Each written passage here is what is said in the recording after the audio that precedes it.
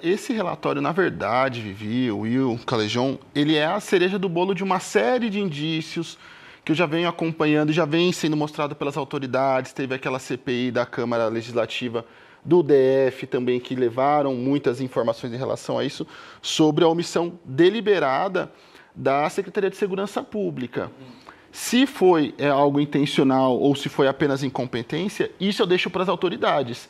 Mas está mais do que óbvio que deu-se pouquíssima atenção ao governo do Distrito Federal nessa história do contexto golpista. E até eu lembro de uma fala, ainda lá em 2023, eu conversando com um agente da Polícia Federal sobre esse caso do 8 de janeiro, sobre a CPMI do 8 de janeiro, e esse agente foi bem contundente, como ele disse: Kleber, eu estaria dando mais uma olhada na CPI da Câmara Legislativa do DF.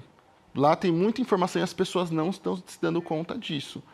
E é claro que, se a gente olhar friamente, o governo do Distrito Federal saiu quase que incólume, sendo que todas as omissões, todas as situações que causaram a destruição no 8 de janeiro, em grande parcela, vieram do próprio governo do Distrito Federal, seja por inação de agentes da PM, seja por ineficiência da atuação da Secretaria de Segurança Pública.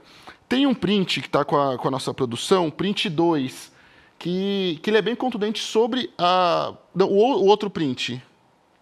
Tem um outro print também que deixa bem claro, e esse é do relatório final de um dos inquéritos que eu tive acesso. Eu vou até procurar o inquérito aqui para vocês, mas que ele fala diretamente: Marília Ferreira Alencar comprometeu a capacidade de resposta e a interação entre os órgãos de segurança.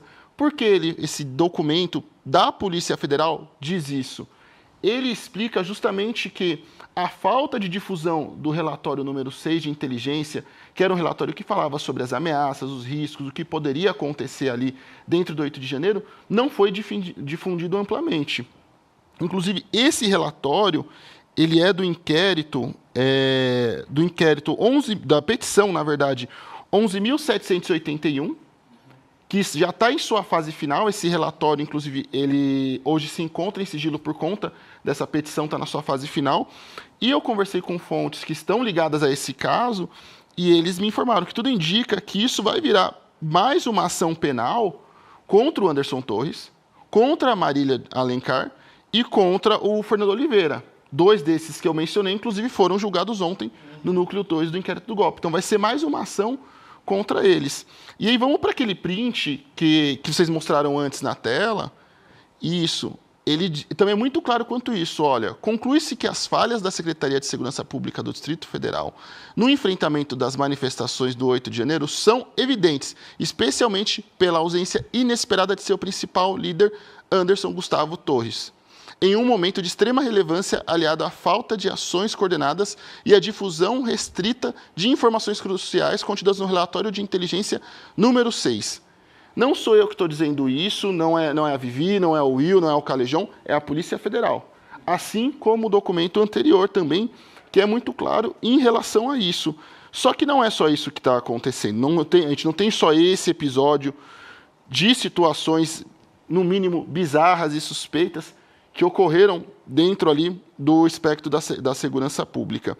Tem um outro relatório que eu estou buscando aqui para mostrar para vocês, para jogar na tela, que ele também é bem contundente quanto a isso, e ele fala justamente sobre esse problema do relatório número 6, porque um dos investigados na ação penal dos PMs da DF, esse mesmo, perfeito, a produção do ICL é fantástica, gente, fala sobre justamente isso.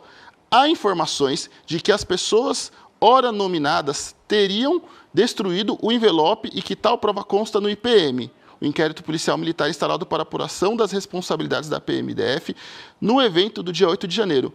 Isso é um documento da defesa do Coronel Klepter, que foi enviado na ação penal, com o qual eu tive acesso ainda no ano passado também. E esse documento é o relatório de inteligência que deveria ter sido difundido. Então, ele não só foi difundido, como, segundo esse documento que eu passei na tela para vocês, ele foi destruído.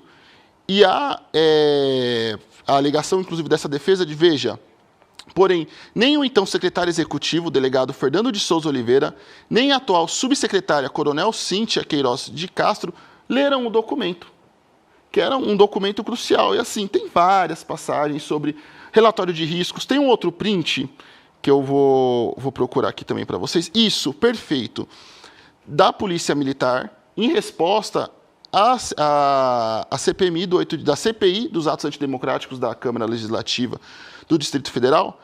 E olha como ele é bem claro. Informamos que, de acordo com o item I da letra D, número 1, no plano de operações 2 de 2020, manifestações no DF, a classificação da manifestação contra o risco do dia 8 de janeiro é de competência da Secretaria de Segurança Pública do Distrito Federal. E esta corporação não recebeu da SSP nenhuma avaliação de risco de manifestação sobre o evento. Então, eles não difundiram o relatório de inteligência número 6 e também não receberam qualquer relatório de avaliação de risco. Isso a Polícia Militar do Distrito Federal. Então, é um quadro muito grave. Eu fico espantado, eu acompanho já esse caso desde que foram iniciadas as investigações, desde 2023, e é um caso que me espanta como ele não recebeu a devida cobertura.